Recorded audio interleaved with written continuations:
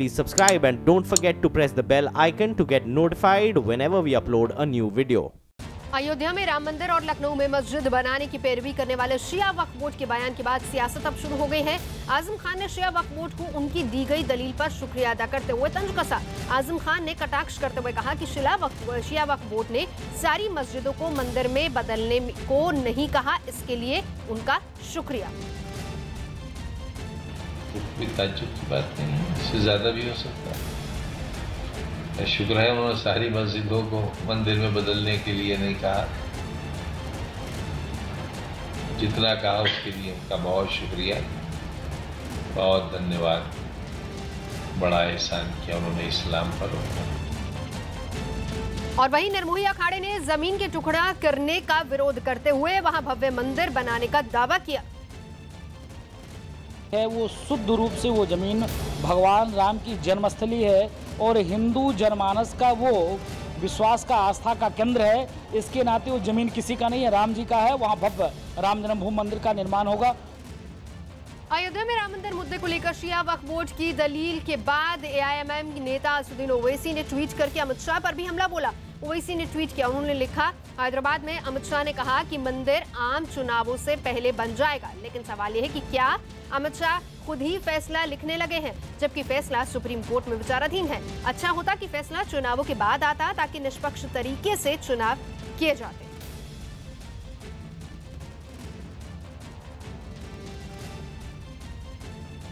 और इस वक्त की बड़ी खबर, राज्यसभा के लिए फिलहाल 4 लोगों को मनोनीत किया गया है। राकेश सिन्हा, सोनल मानसिंह राज्यसभा के लिए मनोनीत किए जा चुके हैं। बड़ी खबर आ रही है, राज्यसभा के लिए मनोनीत किए गए हैं 4 लोग, राकेश सिन्हा, सोनल मानसिंह, अमिताभ सिन्हा इस वक्त हमारे साथ जुड़ चुके हैं। अमिताभ, क्या खबर है और कौन कौन लोग इसमें हैं? 4 नाम किन किन के हैं?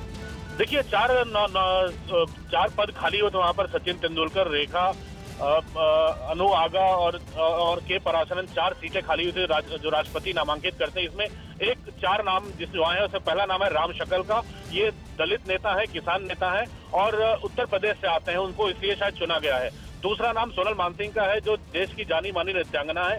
तीसरे रमेश महापात्रा है, जो मूर्तिकार हैं। और तीसरे राकेश सिन्हा है, जो संघ के विचारक है और संघ के जुड़े हुए हैं और संघ पर कई किताबें लिख चुके हैं। तो जाहिर तौर पर उन लोगों को तरजीह दी गई है जो संघ से भी जुड़े हुए थे और जिनकी समाज में इज्जत है, उन लोगों को काफी तरजीह दी गई है राष्ट्रपति के इस नॉमिनेशन में। बिल्कुल, नजर आप बना रखी है अमिताभ, शुक्रिया फिलहाल पूरी जानकारी के लिए।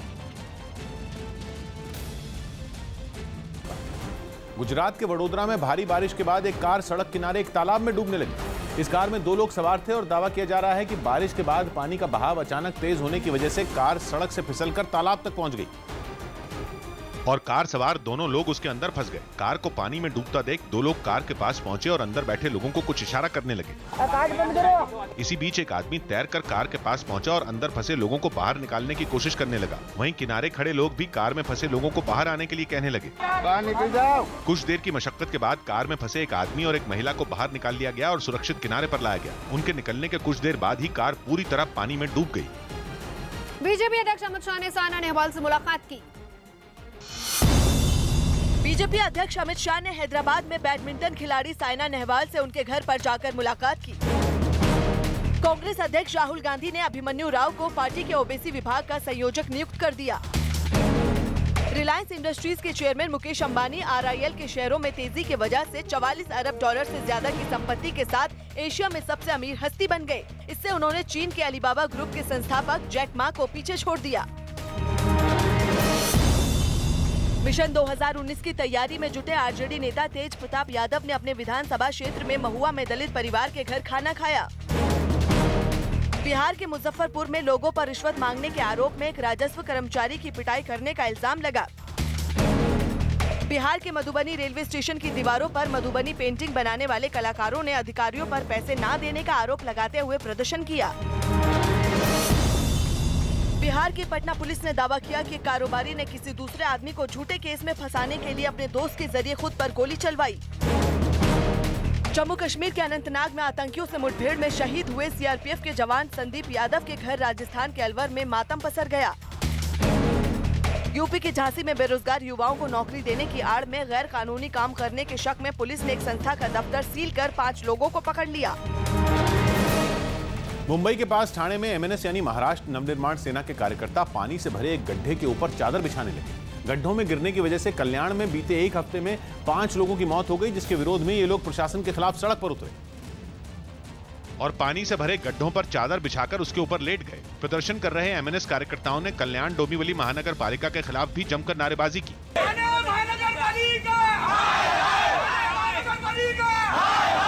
इसी बीच वहां कुछ पुलिस वाले पहुंचे और जमीन पर लेटे कार्यकर्ताओं को उठाकर अपने साथ ले जाने लगे। असल में कल्याण में गड्ढों में गिरने से अब तक 5 लोगों की मौत हो चुकी है। 5वीं मौत कल्पेश नाम के लड़के की हुई, जो गड्ढे में गिरने के बाद एक ट्रक की चपेट में आ गया। इन हादसों के बाद पीडब्ल्यूडी मंत्री एकनाथ शिंदे ने कार्रवाई का भरोसा दिया। आज दुर्भाग्य से फिर एक बार घटना घटी है और इसलिए कमिश्नर साहब से मैंने कहा है कि तुरंत जिसने लापरवाही की है, जो अधिकारी इसमें दोषी है, उसके ऊपर कड़ी कार्रवाई करने की सूचना मैंने दी थी। इलाके के लोगों का दावा है कि गड्ढों की मरम्मत के लिए कई बार प्रशासन से गुहार लगाई गई, लेकिन आरोप है कि प्रशासन की लापरवाही ने 5 लोगों की जान ले ली।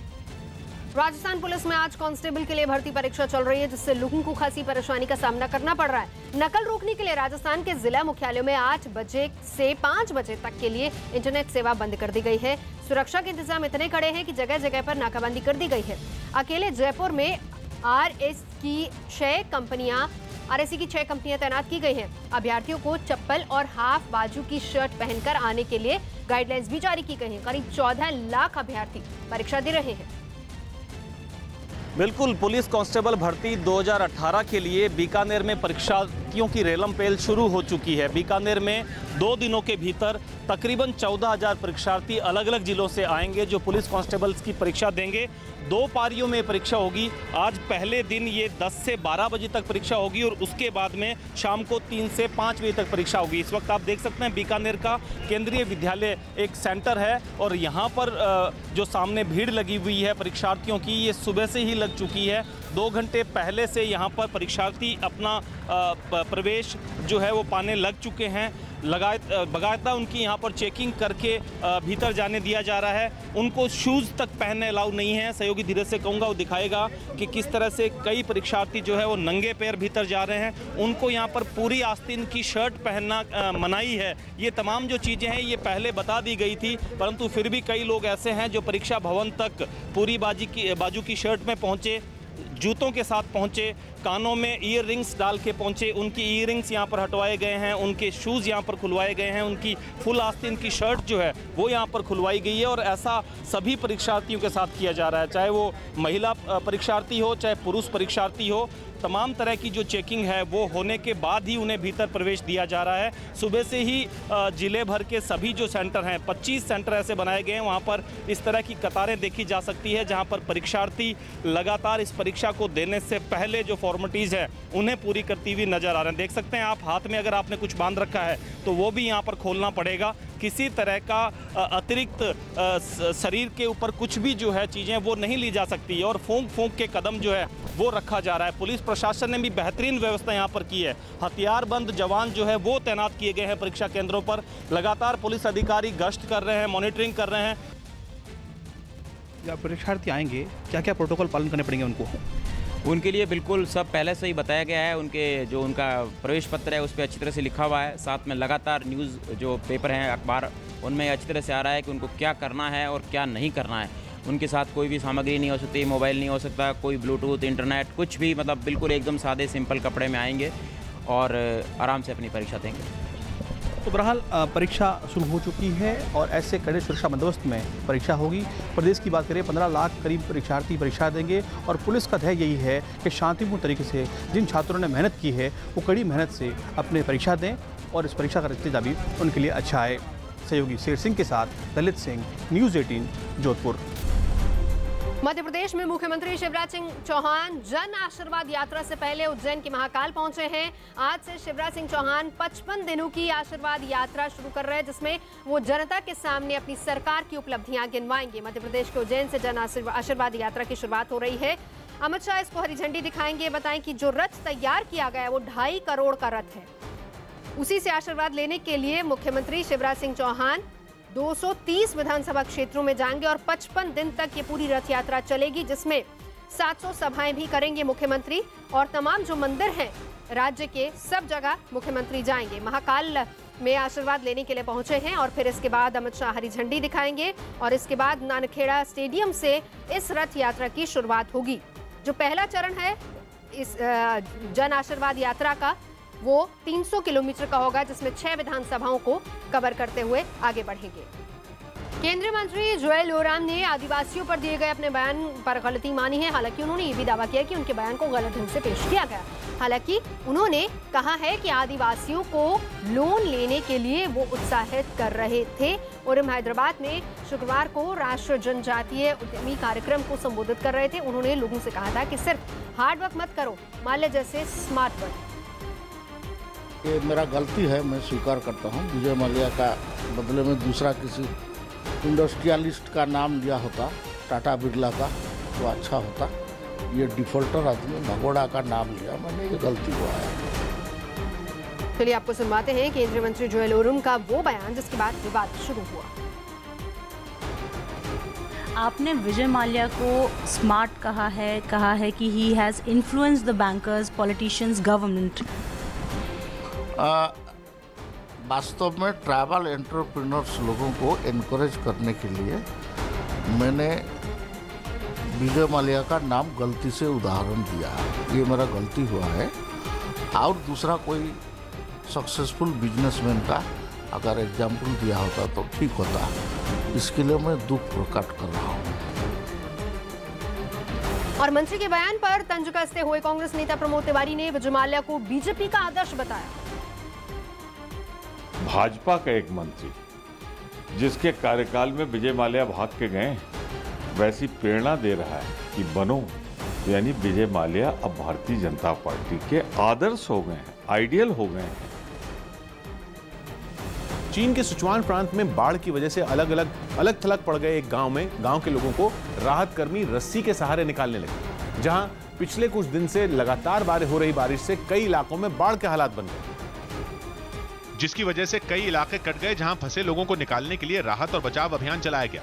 सिचुआन का यह गांव पूरी तरह से पानी से घिर गया था। राहत कर्मियों ने वहां फंसे लोगों को निकालने के लिए रोप गन से उनकी तरफ रस्सी फेंकी। थोड़ी देर में एक राहत कर्मी भी ट्यूब के सहारे गांव वालों की तरफ पहुंच गया। इसके बाद गांव वालों को एक एक कर रस्सी के सहारे दूसरी तरफ पहुंचाया गया। सिचुआन के कई इलाकों में इससे भी बुरे हालात दिखे। रबर की नाव की मदद से राहत कर्मियों ने बहुत से लोगों को बाढ़ वाली जगह से बाहर निकाला। एक जगह पर खुद राहत कर्मियों की नाव भी सैलाब में फंस गई। इसके बाद रोप गन की मदद से उनके पास रस्सी फेंकी गई, जिसके बाद नाव को खींचकर किनारे तक लाया गया। और बड़ी खबर आ रही है, राष्ट्रपति रामनाथ कोविंद ने सोनल मानसिंह, राकेश सिन्हा, राम सकल और रघुनाथ महापात्र का नाम राज्यसभा के लिए मनोनीत किया है। राज्यसभा के लिए 4 लोगों का नाम मनोनीत किया गया है। राकेश सिन्हा, राम सकल, रघुनाथ महापात्र और सोनल मानसिंह राज्यसभा भेजे जाएंगे। सोनल मानसिंह मशहूर भरतनाट्यम नृत्यांगना है। राकेश सिन्हा दिल्ली यूनिवर्सिटी के मोतीलाल नेहरू कॉलेज में प्रोफेसर हैं, आरएसएस के विचारक भी हैं। और इसके अलावा राम सकल उत्तर प्रदेश में दलितों के नेता हैं, वो पूर्व सांसद भी रह चुके हैं। पूर्वी दिल्ली और नोएडा से दक्षिणी दिल्ली और एयरपोर्ट जाने वाले यात्रियों के लिए अच्छी खबर है। सराय काले खान से जवाहरलाल नेहरू स्टेडियम को जोड़ने वाले बारापुला फ्लाईओवर के दूसरे फेज का काम पूरा हो गया है। बताया जा रहा है कि इस महीने के आखिर तक जवाहरलाल नेहरू स्टेडियम से आईएनए मार्केट को जोड़ने वाले बारापुला फ्लाईओवर के दूसरे हिस्से को यात्रियों के लिए खोल दिया जाएगा। 2 किलोमीटर लंबे इस फ्लाईओवर के चालू हो जाने के बाद पूर्वी दिल्ली, नोएडा और गाजियाबाद से एम्स और सफदरजंग अस्पताल जाने वाले यात्रियों का समय बचेगा। बारापुला फ्लाईओवर के इस हिस्से का काम 2013 में शुरू हुआ था, जिसे बनाने में 513 करोड़ रुपए की लागत आई थी। यही नहीं, मयूर विहार फेज 1 से दक्षिणी दिल्ली को जोड़ने वाला बारापुला फ्लाईओवर के तीसरे फेज का काम भी तेजी से चल रहा है। इस तीसरे फेज के पूरा होने के बाद मयूर विहार से दक्षिणी दिल्ली पहुंचने में लगने वाला समय 15 से 20 मिनट कम हो जाएगा। पंजाब सरकार के शिक्षा विभाग के स्कूलों में अध्यापकों को दी जाने वाली फेयरवेल और रिटायरमेंट पार्टी पर रोक लगा दी। दिल्ली के बदरपुर में एक सरकारी स्कूल में क्लास में सीट को लेकर हुए झगड़े के बाद कुछ छात्रों पर 7वीं क्लास में पढ़ने वाले एक लड़के पर ब्लेड से हमला करने का आरोप लगा। यूपी के मुरादाबाद में एक परिवार ने आरोप लगाया कि लड़के वालों ने दहेज में गाड़ी न मिलने से खफा होकर शादी से एक दिन पहले बारात लाने से इनकार कर दिया। जम्मू कश्मीर के राजौरी में तेज बारिश की वजह से बरसाती नदियां खतरे के निशान से ऊपर बह रही हैं। हरियाणा के स्वास्थ्य मंत्री अनिल विज ने जिला कष्ट निवारण समिति की बैठक से गायब रहने के आरोप में जिला शिक्षा अधिकारी को निलंबित करने के आदेश दे दिए। यूपी के बांदा में पुलिस ने ट्रकों से अवैध वसूली करने के आरोप में एक फर्जी आईपीएस अधिकारी समेत 3 लोगों को गिरफ्तार कर लिया। यूपी के झांसी में गाड़ी खड़ी करने को लेकर हुए विवाद में कुछ लोगों ने एक आदमी की पिटाई कर दी। यूपी के ग्रेटर नोएडा में एक लड़के की हत्या के आरोप में पुलिस ने मारे गए लड़के की मां समेत 5 आरोपियों को गिरफ्तार कर लिया। श्रीलंका की एक अदालत ने समंदर में मछली पकड़ने के दौरान पकड़े गए 16 भारतीय मछुआरों को छोड़ने का आदेश दिया। उत्तर प्रदेश की योगी आदित्यनाथ सरकार पॉलीथीन के इस्तेमाल पर कड़ा जुर्माना लगाने की तैयारी में है। हिंदी अखबार हिंदुस्तान में छपी रिपोर्ट के मुताबिक राज्य सरकार इसके लिए संशोधित अध्यादेश लाने वाली है, जिसका मसौदा तैयार करने का जिम्मा नगर विकास विभाग को सौंपा गया है। रिपोर्ट में बताया गया है कि पाबंदी लगने के बाद यूपी में पॉलीथीन बनाने या बेचने पर 1 लाख रुपए तक का जुर्माना और 1 साल की सजा हो सकती है। अभी तक के कानून के मुताबिक पहली बार पकड़े जाने पर 5,000 रुपए का जुर्माना और 1 महीने की सजा होती थी, जबकि दूसरी बार पकड़े जाने पर 10,000 रुपए का जुर्माना और 6 महीने की सजा का प्रावधान था। नए नियमों के तहत अब राज्य में पॉलीथीन बेचने या बनाने के आरोप में पकड़े जाने पर जिलाधिकारी से लेकर दारोगा मौके पर ही जुर्माना वसूल सकेंगे। बताया जा रहा है कि 25 जुलाई से शुरू हो रहे मानसून सत्र के दौरान योगी सरकार संशोधित अध्यादेश को विधानसभा में पेश कर सकती है। जानकारी के मुताबिक यूपी में फिलहाल पॉलीथीन बनाने की 500 से ज्यादा अवैध फैक्ट्रियां हैं, जिनका कारोबार 100 करोड़ रुपए से अधिक है।